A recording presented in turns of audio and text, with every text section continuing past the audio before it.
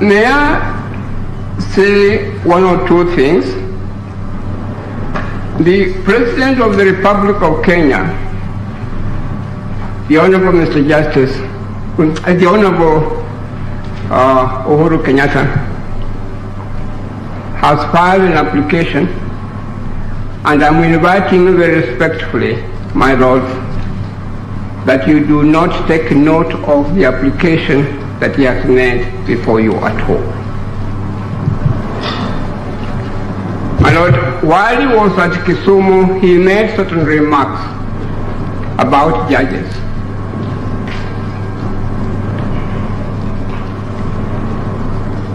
My Lord, he has failed to get two judges who are involved in this case in the High Court to be sworn in as Court of Appeal judges. That is Justice Udunga and his colleague who have not been sworn in at all. My Lord, when you come to the court, you must come with clean hands. The President has not come to this court with clean hands at all. And I'm humbly urging you that you borrow a leaf from South Africa. You borrow a leaf from India and Pakistan and say to him, no, we shall not hear you. The orders that were made by the Court of Appeal must stand.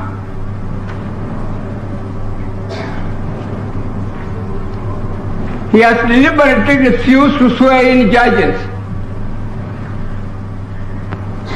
My Lord, it's my humble submission that when you are coming before a court, you cannot despise a judge and at the same time you appear before a judge and you expect that judge to give you orders at all.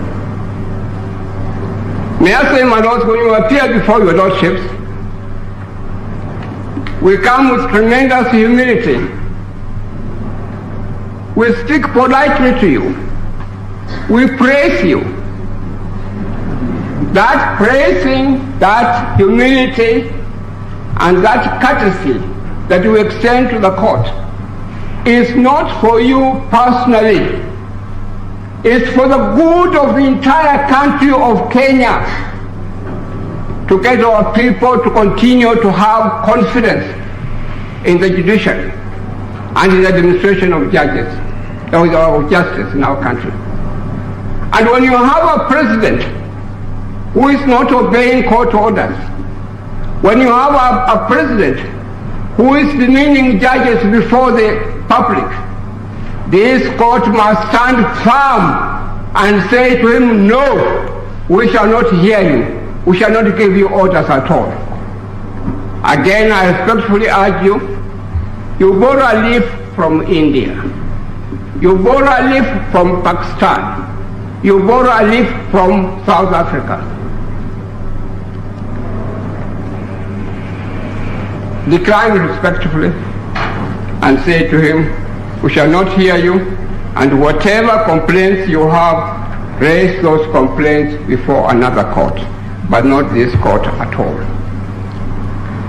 My Lords, the 2010 Constitution, perhaps before I go on with that, I have made a list, my Lords, which I may give you the I have made a list of some authorities or some books I have, which I know that your Lordships may not be having them. And I would be prepared to list them to the court through the registrar if that is My Lords, I have included them in a list of authorities. My Lords, the Constitution of Kenya 2010 was a response to two things. To the rotten history of this country.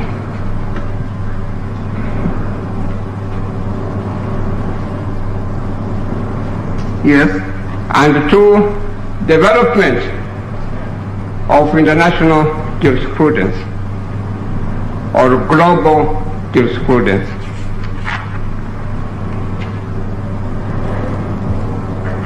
But those of you who are young may not know that this country has a rotten history. This is set out in two books. One is Kenya, A History Since Independence by Professor Charles Hornsby, Professor of International History, I think, at the University in Australia. The other one is Kenya, Between Hope and Despair by Daniel Branch.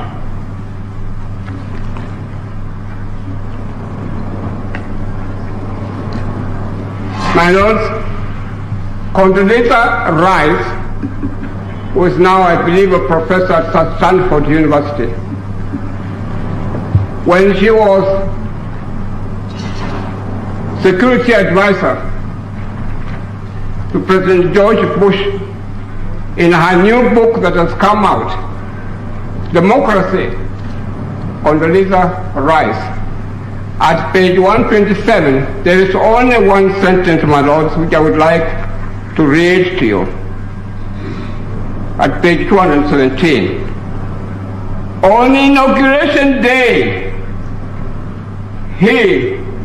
that's our President Mike Kibaki, told Kenyans that he was inheriting a country badly ravaged by years of misrule and ineptitude. That was a correct statement. There were assassinations in the country. Pinto, J.M. Kariuki, Tom Mboya, William Ouko, and etc. Many assassinations. People died in suspicious circumstances. Some left the country in exile. People like Ngugi wa Thiong'o, Mazrui, they left the country. There was rampant corruption in the country. My lords, the Constitution, the 20th Constitution, was intended to take care of this. The judiciary was not spared. There was no security for judges at all. Some judges, some judicial officers died under suspicious circumstances. These were things that the new Constitution was supposed to take care of. And my lords, if you read the Constitution very carefully, the way I do, you will find that it does take care of certain things. Certain officers are entrenched. The office of the DPP, the office of the Inspector General, the judiciary, devolution, the preamble, the sovereignty of the people, the leadership code, and etc. My lords, all these things were included in the 2010 Constitution to send a message to Kenyans and the whole world. Never again shall we go through this kind of life. Never again shall we go through this. The way the Japanese Constitution has a provisions to the effect that never again shall we have war. The way the Cuban Constitution has a provision, never again shall we go to capitalism. We say to the whole world that never again shall Kenya have this kind of life. And my lord, this is repeated in the Constitution. If I may refer you to Article 255 of our Constitution, dealing with amendments, 255. My lords, if you read 255, 256, and I believe, yes, 255, 256, and 257, it emerges very clearly, my lords, that this constitution is unamendable.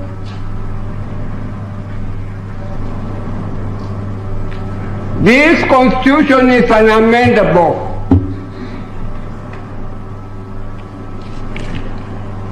Unconstitutional constitutional amendments, unconstitutional and constitutional amendments.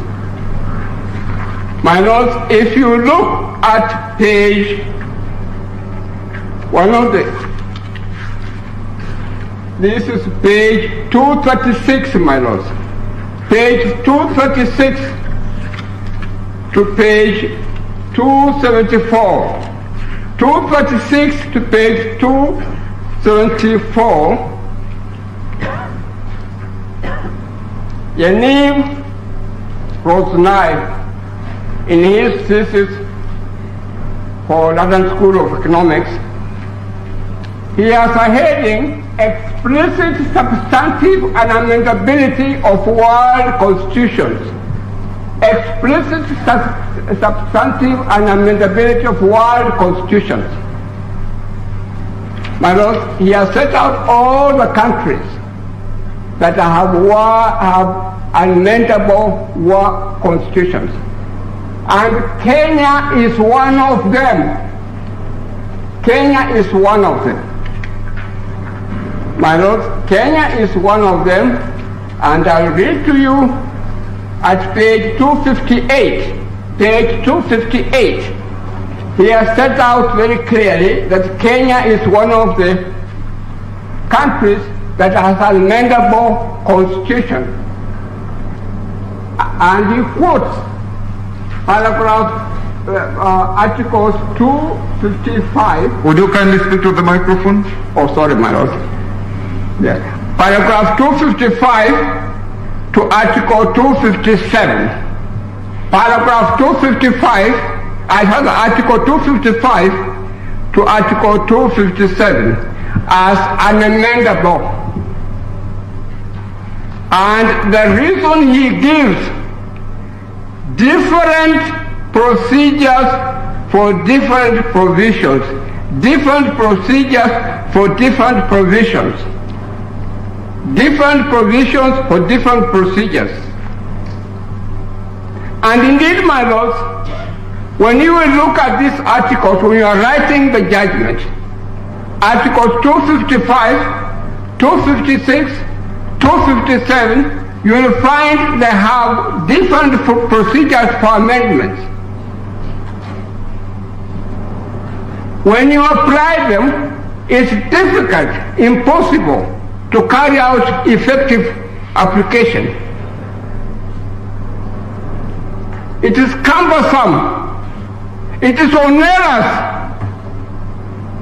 You cannot actually carry out into practical terms these provisions at all.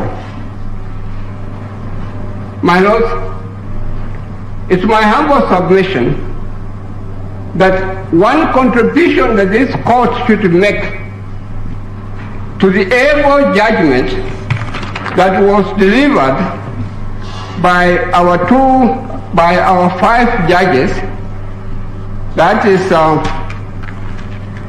Justice Ngugi, Justice Odunga, Justice Teresa Mateka, Justice Mwita, and Justice Jairus Nga, is for you to strengthen that judgment by making a firm finding or a firm order that the constitution we have now, the 20 constitution, is unamendable.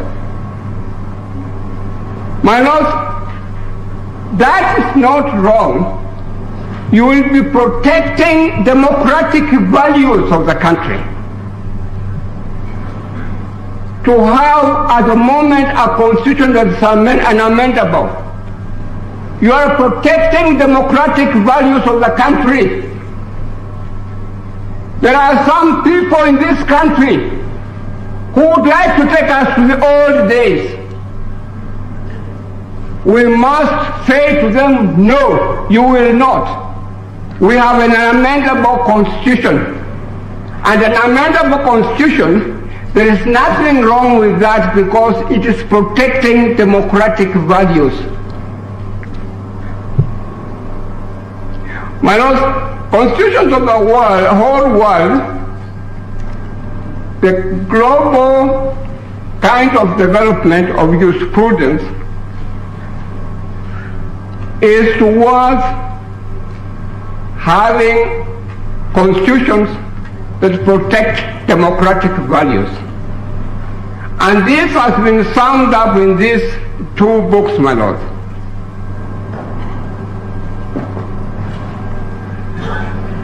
My lord, I refer to the books called Constitutions of the World. I believe you must be having a set. There are 4 volumes. They are produced by the Indian jurist M.V. Paile, Constitution of the World. And you find that these constitutions have communality, separation of powers, the role of the judiciary, the role of the executive, the role of parliament, and they have entrenched provisions in all these constitutions. My lord, there was an attack on India about basic structures. May I deal with that, my lord? My learned friends who appeared for the appellant,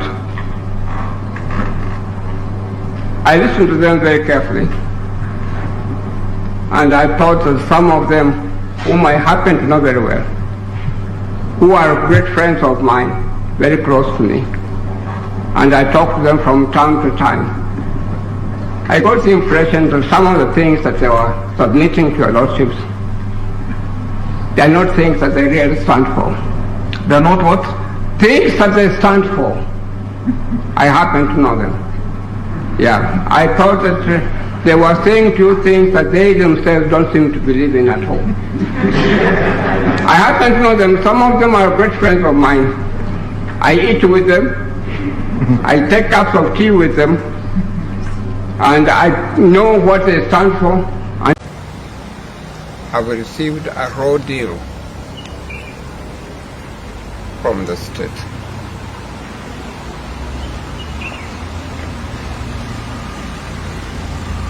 Some were detained.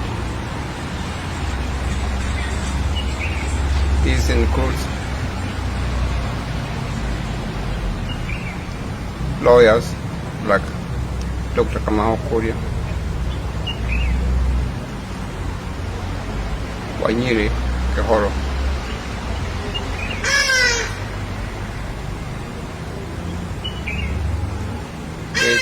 Nganga Tiongo,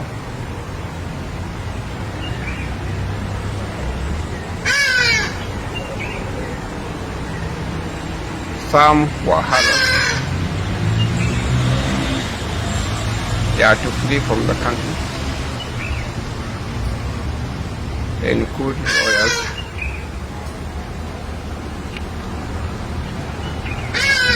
like Dr. Khaminwa,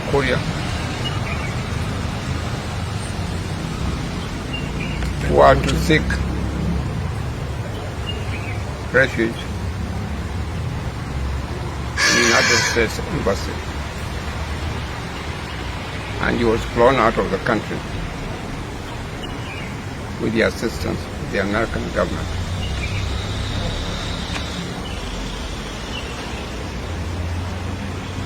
Some died in very suspicious circumstances.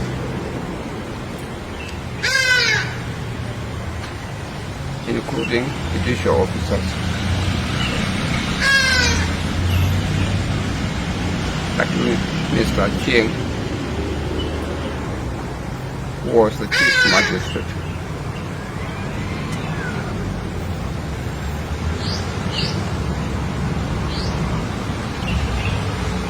Justice petition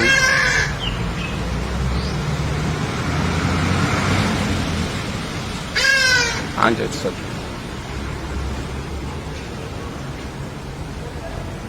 Very recently, you know, a lawyer by the name of Kimani, Willie Kimani,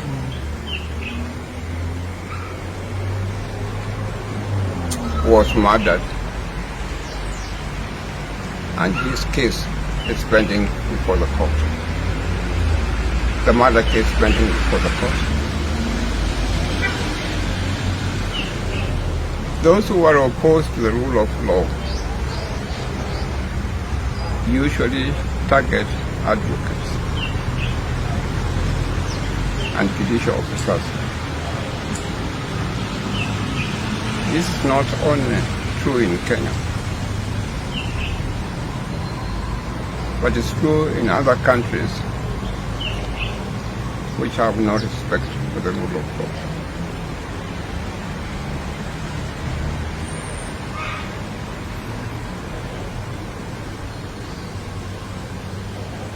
I was deputy counsel to the Southern community. My job involved appearing in superior courts in the entire community. In Kenya, Uganda, Tanzania, and South. And one of the reasons why I gave up my job as deputy counsel of the community,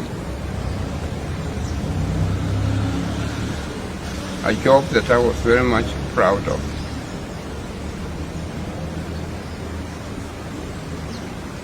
was because a number of advocates, including senior judicial officers, were being murdered in Uganda by the regime of Amin, who was in prison.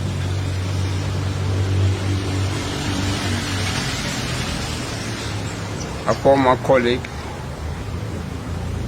who had been the registrar of the then Court of Appeal for East Africa, a Ugandan, was murdered in broad daylight.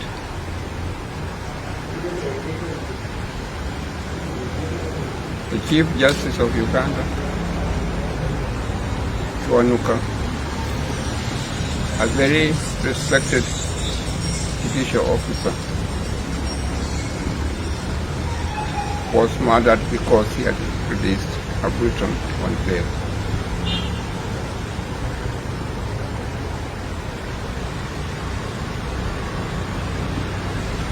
This kind of atrocious conduct will never end, because those who are anxious to ensure that the human rights, the rule of law, the independence of judiciary do not enjoy respect, will always go out to see how they can destroy the legal profession.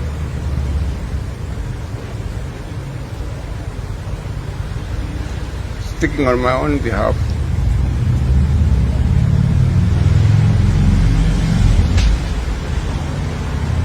President Nelson Habe and his cabinet have come out very strongly to uphold the rule of law in the country. And may I say that since President Nelson Habe took the mantle of leadership of the Law Society, he has restored the dignity of the Law Society. He is very much concerned about the rule of law, and he is very much concerned about constitutionals. He gets full support from his cabinet. And I appeal to members of the Law Society that we give our President full support so that he may have to guide us and give us support during these difficult times. It is because of the initiative of the Law Society that this case of BBI has been fought to be bigger in the High Court, where we obtained success, and in the Court of Appeal, where we hope that we shall get success. The rule of law is important if we have to save our economy. And I appeal to the Inspector General to give the lawyers who have been involved in this case of BBI, including the judges, full protection of the law. The Inspector General must rise to the occasion and remain vigilant to make sure that we do not hear that some lawyers or some judicial officers have disappeared. This will be a great disgrace to our country.